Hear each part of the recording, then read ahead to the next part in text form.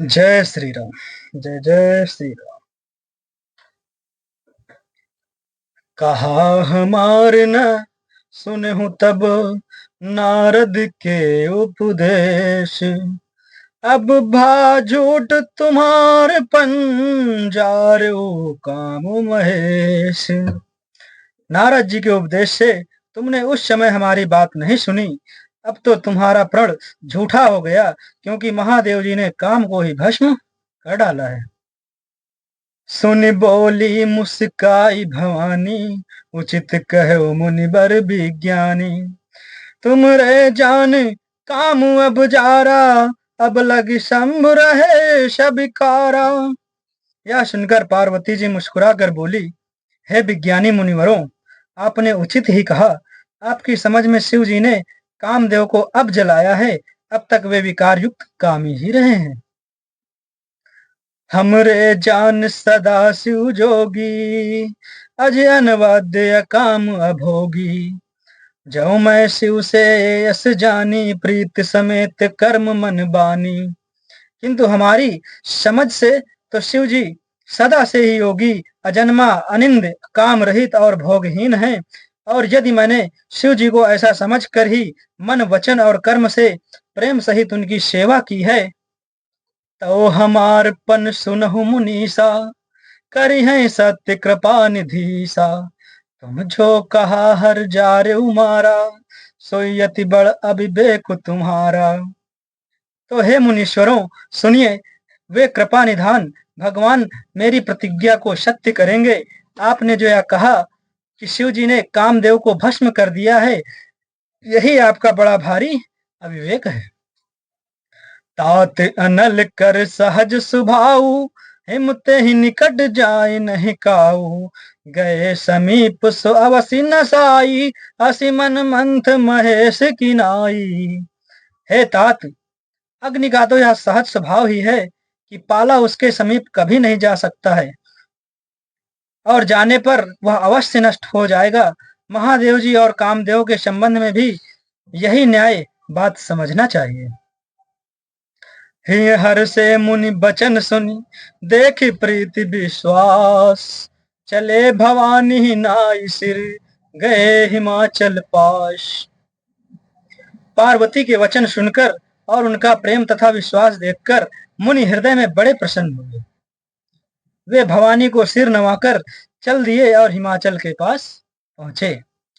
सब प्रसंग गिरिपत ही सुनावा, मदन दहन सुनि अति दुख पावा। बहुरी कहु रति कर बरदाना, सुन हिमवंत बहुत सुख पाना। सुनो हिमवंत बहुत सुख माना। उन्होंने पर्वतराज हिमाचल को सब हाल सुनाया। कामदेव का भस्म होना सुनकर हिमाचल बहुत दुखी हुए। फिर मुनियों ने रथ के वरदान की बात कही। उसे सुनकर हिमवान ने बहुत सुख माना। हृदय विचार शंभु प्रभुताई, सादर मुनि बर लिए बुलाई। सुदिन सुन खत सुघरी सोचाई, बेग वेद विधि लगन धराई।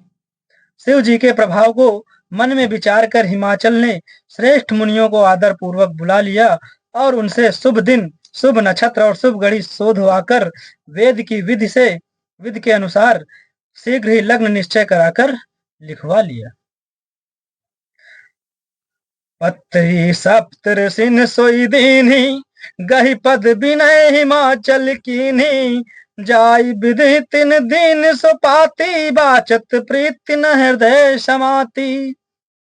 फिर हिमाचल ने वह लग्न पत्रिका सप्तऋषियों को दे दी और चरण पकड़कर उनकी विनती की। उन्होंने जाकर वह लग्न पत्रिका को ब्रह्मा जी को दी। उसको पढ़ते समय उनके हृदय में प्रेम न समाता था। लगन बाची अज सब ही सुनाई, हर से मुनि सब सुर समुदाई। सुमन वृष्टि नभ बाजन बाजे, मंगल कलश दसहु दिशि साजे। ब्रह्मा जी ने लग्न पढ़कर सबको सुनाया। उसे सुनकर सब मुनि और देवताओं का सारा समाज हर्षित हो गया। आकाश से फूलों की वर्षा होने लगी, बाजे बजने लगे और दसों दिशाओं में मंगल कलश सजा दिए गए। लगे संवारन सकल सुर वाहन विविध विमान, होय सगुन मंगल सुभद करहीं अप्सरा गान। सब देवता अपने भांति भांति के वाहन और विमान सजाने लगे, कल्याणप्रद मंगल शकुन होने लगे और अप्सराएं गाने लगी। शिवहि शंभु गण करिह सिंगारा, जटा मुकुट हिमौर संवारा, कुंडल कंकन पहिरे ब्याला, तन विभूति पट के हरिछाला। शिव जी के गढ़ शिव जी का श्रृंगार करने लगे, जटाओं का मुकुट बनाकर उस पर सांपों का मोर सजाया गया। शिव जी ने सांपों के ही कुंडल और कंकड़ पहने, शरीर पर विभूति रमाई और वस्त्र की जगह बाघंबर लपेट लिया। शशि ललाट सुंदर सिर गंगा, नयन तीन उपबीत भुजंगा, गरल कंठ उर नर सिर माला, अशिव बेश शिव धाम कृपाला। शिव जी के सुंदर मस्तक पर चंद्रमा, सिर पर गंगा जी, तीन नेत्र, सांपों का जनेऊ, गले में विष और छाती पर नरमुंडों की माला थी। इस प्रकार उनका वेश अशुभ होने पर भी वे कल्याण के धाम और कृपालु हैं। कर त्रिशूल अरु डमरु बिराजा, चले बसह चढ़ी बाज ही बाजा, देख शिवहि सुर त्रिय मुस्काही, बर लायक दुल्हन जग नाही। एक हाथ में त्रिशूल और दूसरे में डमरू सुशोभित है।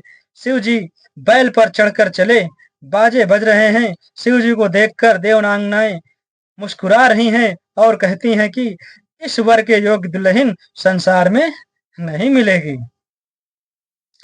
विष्णु बिरंची आदि सुर भ्राता, चढ़ी चढ़ी वाहन चले बराता, सुर समाज सब भांति अनूपा, नहीं बरात दूल्हा अनुरूपा। विष्णु और ब्रह्मा आदि देवताओं के समूह अपने अपने वाहनों सवारियों पर चढ़कर बारात में चले। देवताओं का समाज सब प्रकार से अनुपम परम सुंदर था, पर दूल्हे के योग्य बारात न थी। विष्णु कहा अस बिहसी तब, बोल सकल दिशराज, बिलग बिलग होई चलहूं सब निज निज सहित समाज। तब विष्णु भगवान ने सब दिक्पालों को बुलाकर हंसकर ऐसा कहा, सब लोग अपने अपने दल समेत अलग अलग होकर चलो। बर अनुहारी बारात न भाई, हंसी करई हो पर पुर जाई, विष्णु बचन सुनी सुर मुस्काने, निज निज सेन सहित बिलगाने। हे भाई, हम लोगों की यह बारात वर के योग्य नहीं है, क्या पराए नगर में जाकर हंसी कराओगे? विष्णु भगवान की बात सुनकर देवता मुस्कुराए और वे अपनी अपनी सेना सहित अलग हो गए। मन ही मन महेश मुस्काही, हरि के बिंग बचन नहीं जागी, हरि के बिंग बचन नहीं जाही, अति प्रिय बचन सुनत प्रिय केरे, व्रंग ही प्रेरी सकल गण टेरे। महादेव जी यह देखकर मन ही मन मुस्कुराते हैं कि विष्णु भगवान के व्यंग का वचन दिल लगी नहीं छूटते। अपने प्यारे विष्णु भगवान के इन अति प्रिय वचनों को सुनकर शिव जी ने भृंगी को भेजकर अपने सब गणों को बुलवा लिया। शिव अनुशासन सुन सब आए, प्रभु पद जलज शीस तिन्ह नाए, नाना वाहन नाना भेषा, विषे शिव समाज निज देखा। शिव जी की आज्ञा सुनते ही सब चले आए और उन्होंने स्वामी के चरण कमलों में सिर नवाया। तरह तरह की सवारियां और तरह तरह के वेश वाले अपने समाज को देखकर शिव जी हंसे। को मुखहीन विपुल मुख काहू, बिनु पद कर को बहुपद बाहू, विपुल नयन को नयन बिहीना, हृष्ट पुष्ट गो अति तन खीना।